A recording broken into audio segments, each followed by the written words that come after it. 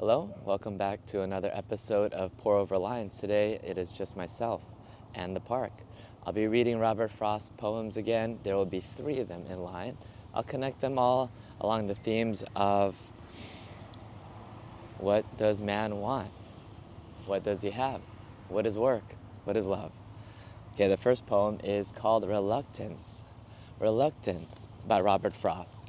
Out through the fields and the woods, and over the walls I have wended.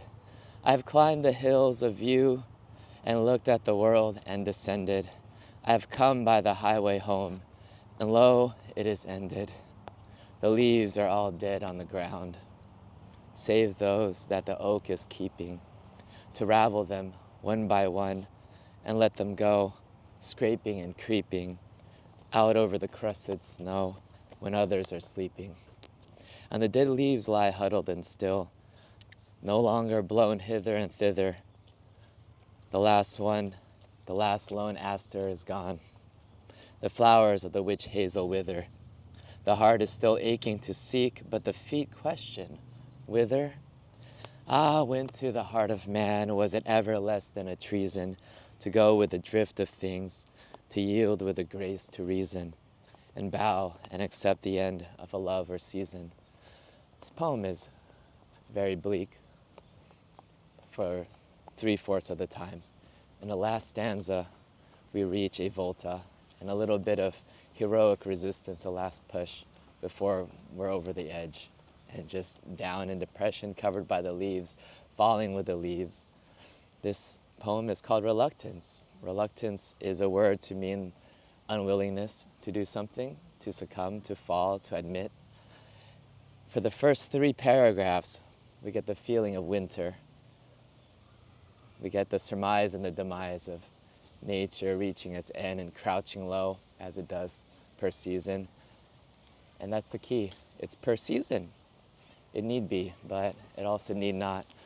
For man has no seasons, not inherently. We don't hibernate. We go against the light and the grain, and we scrape by with what we can, with the time we have. So this one is about man and his place in nature, in the world. Let me read it again, just the key parts. About 80% down, we see the last lone aster is gone, the flowers of the witch hazel wither. The heart is still aching to seek, but the feet question whither. Here we get a key turn. Sort of the poet's role, what is unique to the poet, is that he is able to play with words. And as the poet, as the artist that we looked at previously, it's our job, it's their job to create meaning out of things that are already given. What do we make of the seasons? What do we make of this winter? What do we make of loss? We've got to forge fortitude. And we have the rhymes thither, whither, and wither. To the ear, whither and wither are the same, but on the page with the word, we've got a homonym. The first wither means to die out, decay, become thin. W-I-T-H-E-R. The heart is still aching to seek, but the feet question. Here we get the human change, the installment of the human element. He asks, whither? With an H. W-H-I-T-H-E-R. Here he's asking, but where? Where to? Where from? Whence? So we've changed the decay into a question, a formidable one, asking us for direction. We don't choose our destiny, and our destiny doesn't choose us, we make it. Is the little key nuance here. It continues, ah, when to the heart of man was it ever less than a treason to go with the drift of things, to yield with a grace to reason, and bow and accept the end of a love or a season. It asks, what does man do when faced with the end? Do we have to succumb and meet? The question is, do we just go with the drift of things? Do we bow and accept the end of a love or a season? Now, I want to move on to another poem and connect it. We have a little bit of a resistance. Frost is wondering, whither? Where does man go with his heart?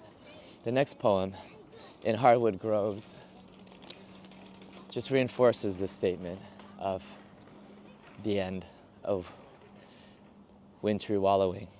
It's called In Hardwood Groves.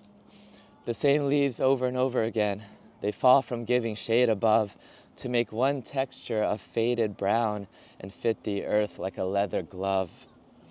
Before the leaves can mount again to fill the trees with another shade, they must go down past things coming up. They must go down into the dark decayed. They must be pierced by flowers and put beneath the feet of dancing flowers. However it is in some other world, I know that this is the way in ours. So again, it's the stamping down of the world by the world. First two stanzas describes autumn and the falling off of the clothing of the trees and the foliage of what we enjoy when we stand on a bridge looking down over a park, the leaves coming down. They must go down, and yet here's a twist and the observation. They must go down past things coming up. Now what is important that you don't see, that you don't hear, but you see, is the repetition of they must, they must, they must. They must go down, they must go down. And then in the final stanza we get the change. They must be pierced by flowers and put beneath the feet of dancing flowers. Here we have the human element yet again with the strength of our feet, of mobility and movement. It says they must be pierced. Must is italicized. We see it with the I in the word. Pierced is such a strong word. It's nothing natural. There is a bird though that does pierce its prey on thorns. I forget which one that is though. And put beneath the feet of dancing flowers. Not only do we have the feet, the flowers have feet. The flowers move. What agency do flowers have? Are they worth our imitation? Are they worth imitation at all? How has the human element entered the natural world?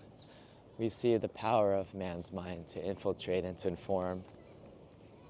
And so let us ask, what do flowers serve? What do we learn from flowers? We will see that in the next poem. Let's look at the last two lines again.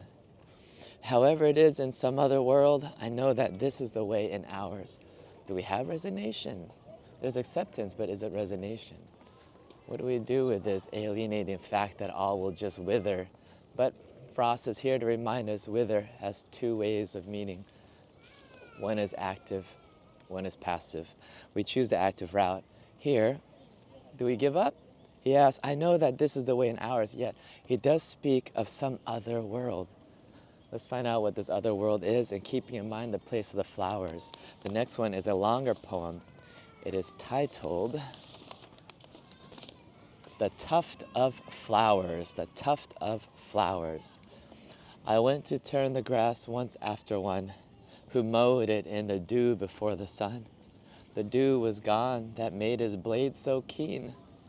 Before I came to view the leveled scene, I looked for him behind an aisle of trees. I listened for his whetstone on the breeze.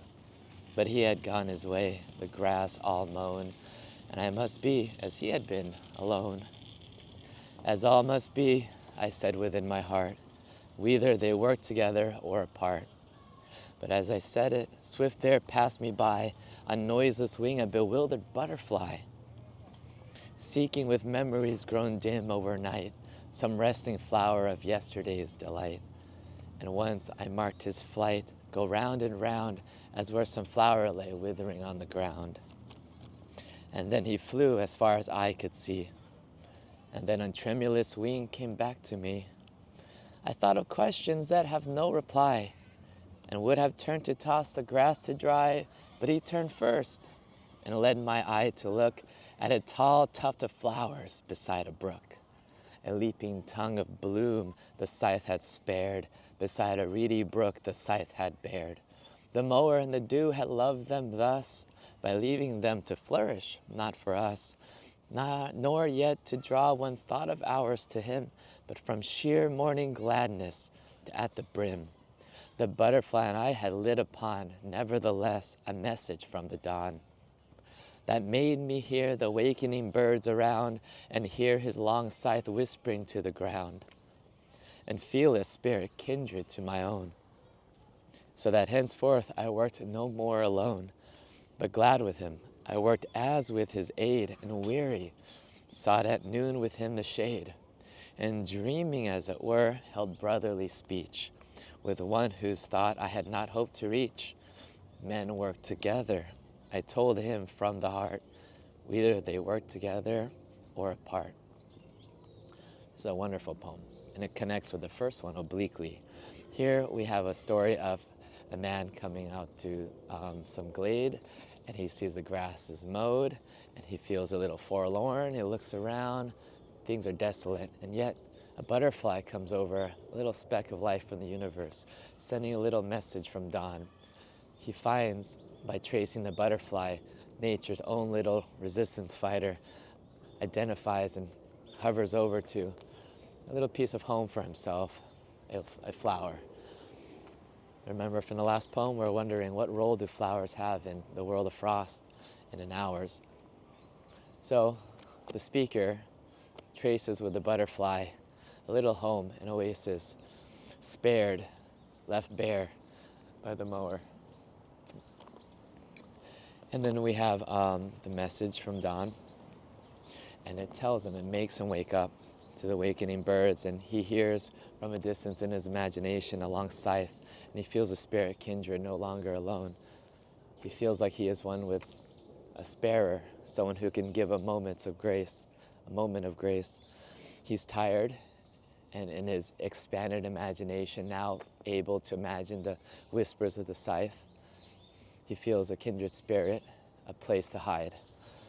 He goes off in some shade around noon, and he has a dream. And then here's the repeated line. He says, whether they work together or apart. But this is actually an alteration of the original line. The original line is, as all must be, I said within my heart, whether they work together or not. But at the end, he says, men work together, I told them from the heart, whether they work together or apart. We change as all must be to men work together.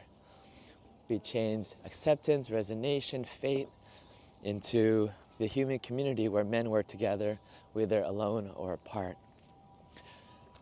We have solitude at first, and then in that solitude we realize through work, through the sparing of a space of flowers for another life form, we realize through this tradition or this continued labor from day to day that we're together. We have, through the tradition of mowing, we have community, whether we know it or not.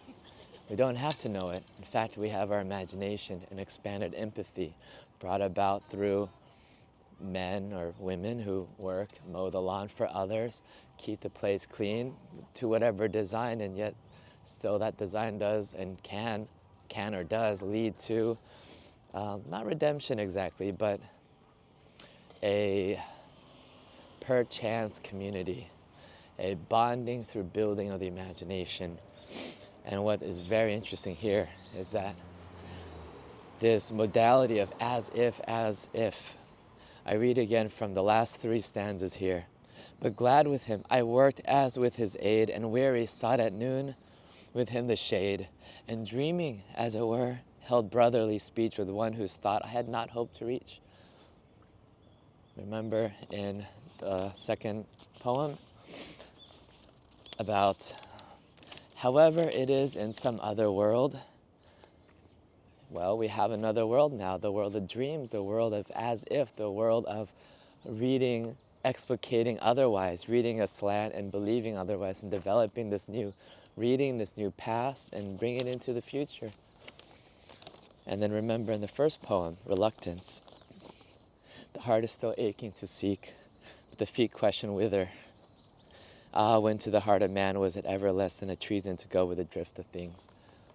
We're not bound or trapped by the drift of things, to the seasons and the instinct of rolling off and rolling down and rolling in and tucking in. We have tradition and work, and we can connect through our imagination. So, do we have to drift along with the way of things and yield with the grace to reason and bow and accept the end of a love or a season? We don't need to accept the end of a season.